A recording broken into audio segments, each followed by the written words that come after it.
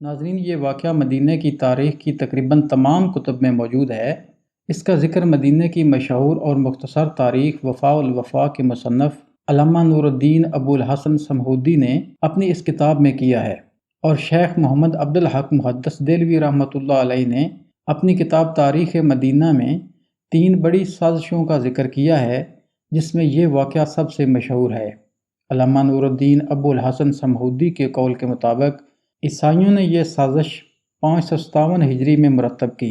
اس وقت شام کے بادشاہ کا نام سلطان نور الدین زنگی تھا اور ان کے مشیر کا نام جمال الدین اصفہانی تھا۔ ایک رات نور الدین زنگی نے رسول اللہ صلی اللہ علیہ وآلہ وسلم کو خواب میں 3 بار دیکھا۔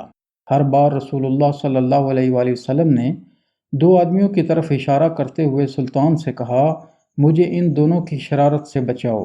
دوبارہ وہی خواب دیکھا، اٹھے، وضو کیا، نفل پڑھے اور سو گئے۔ تیسری بار وہی خواب دیکھا۔ اب کی بار ان کی نیند اڑ گئی۔ انہوں نے رات کو ہی اپنے مشیر جمال الدین کو بلا کر پورا واقعہ سنایا۔ مشیر نے کہا، سلطان، یہ خواب 3 بار دیکھنے کے بعد آپ یہاں کیوں بیٹھے ہیں؟ اس کا آپ کسی سے ذکر نہ کریں اور فوراً مدینے روانہ ہو جائیں۔ اگلے ہی روز سلطان نے 20 مخصوص افراد اور بہت سے تحائف کے ساتھ مدینے کے لیے کوچ کیا، اور 16ویں روز شام کے وقت مدینہ شریف پہنچ گئے۔ شہر سے باہر غسل کیا، پھر شہر میں داخل ہوئے، ریاض الجنہ میں نوافل ادا کیے اور روضہ رسول پر حاضری دینے کے بعد مسجد ہی میں بیٹھ گئے اور اعلان کروایا کہ اہل مدینہ مسجد نبوی میں پہنچ جائیں، جہاں سلطان ان میں تحائف تقسیم کریں گے۔ لوگ آتے گئے اور سلطان ہر آنے والے کو باری باری تحفہ دیتے رہے۔ اس دوران وہ ہر شخص کو غور سے دیکھتے رہے، لیکن وہ 2 چہرے نظر نہ آئے جو سلطان کو ایک رات میں 3 بار خواب میں دکھائے گئے تھے۔ سلطان نے حاضرین سے پوچھا، کیا مدینے کا ہر شہری مجھ سے مل چکا ہے؟ جواب ہاں میں تھا۔ سلطان نے پھر پوچھا، کیا تمہیں یقین ہے کہ ہر شہری مجھ سے مل چکا ہے؟ اس بار حاضرین نے کہا، سوائے 2 آدمیوں کے۔ راز تقریباً فاش ہو چکا تھا۔ سلطان نے پوچھا، وہ کون ہیں اور اپنا تحفہ لینے کیوں نہیں آئے؟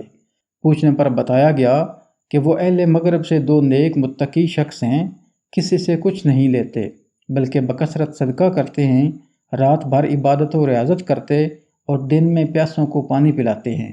سلطان نے حکم دیا کہ ان دونوں کو بھی اپنے تحائف وصول کرنے کے لیے فوراً بلایا جائے۔ جب انہیں یہ خصوصی پیغام ملا تو انہوں نے کہا، الحمدللہ، ہمارے پاس اللہ کا دیا سب کچھ ہے اور ہمیں کسی تحفے تحائف یا خیر خیرات کی حاجت نہیں۔ جب یہ جواب سلطان تک پہنچایا گیا تو حکم دیا گیا کہ ان دونوں کو فوراً پیش کیا جائے۔ حکم کی فوری تعمیل ہوئی۔ سلطان کو ایک جھلک ہی ان کی شناخت کے لیے کافی تھی، تاہم سلطان نے اپنا غصہ قابو میں رکھا اور پوچھا، تم کون ہو؟ یہاں کیوں آئے ہو؟ انہوں نے کہا، ہم مراکش کے رہنے والے ہیں، حج کے لیے آئے تھے اور اب روضہ رسول کے سائے میں زندگی گزارنا چاہتے ہیں۔ سلطان نے سختی سے کہا، کیا تم نے جھوٹ بولنے کی قسم کھا رکھی ہے؟ اب وہ چپ رہے۔ سلطان نے حاضرین سے پوچھا، یہ کہاں رہ رہے ہیں؟ بتایا گیا کہ روضہ نبوی کے بالکل نزدیک ایک مکان میں جو مسجد نبوی کے جنوب مغرب میں دیوار کے ساتھ تھا۔ سلطان فوراً اٹھے اور انہیں ساتھ لے کر اس مکان میں داخل ہو گئے۔ مکان کی تلاشی لی گئی تو وہاں سے ڈھیر سارا مال اور چند کتابیں ملیں۔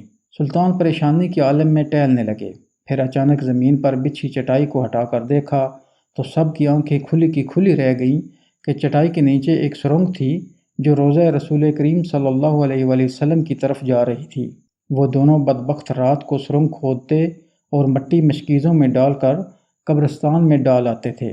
سلطان نے گرج کر کہا، کیا اب بھی سچ نہ بولو گے؟ ان کے پاس سچ بولنے کے سوا کوئی چارہ نہ تھا۔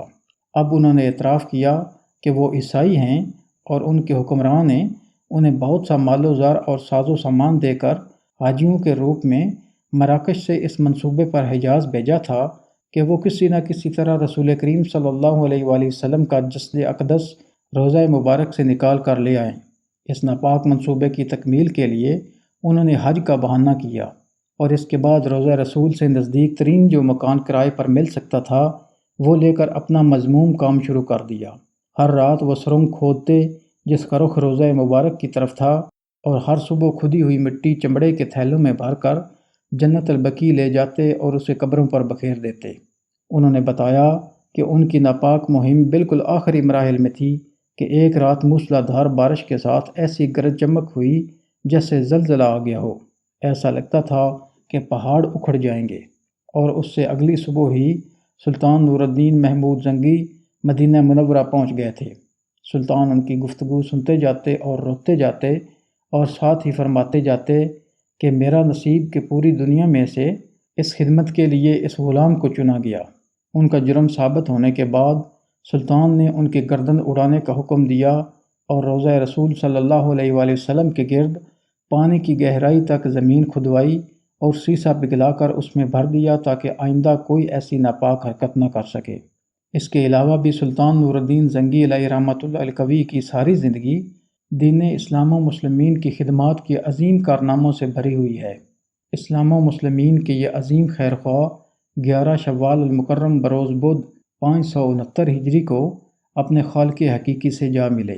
آپ کا مزار مدرسہ نوریہ میں ہے جو شام کے شہر دمشق میں واقع ہے۔ اللہ تبارک و تعالیٰ کی ان پر رحمت ہو اور ان کے صدقے ہماری بے حساب مغفرت ہو۔ آمین بجاہ النبی الامین صلی اللہ تعالیٰ علیہ وآلہ وسلم۔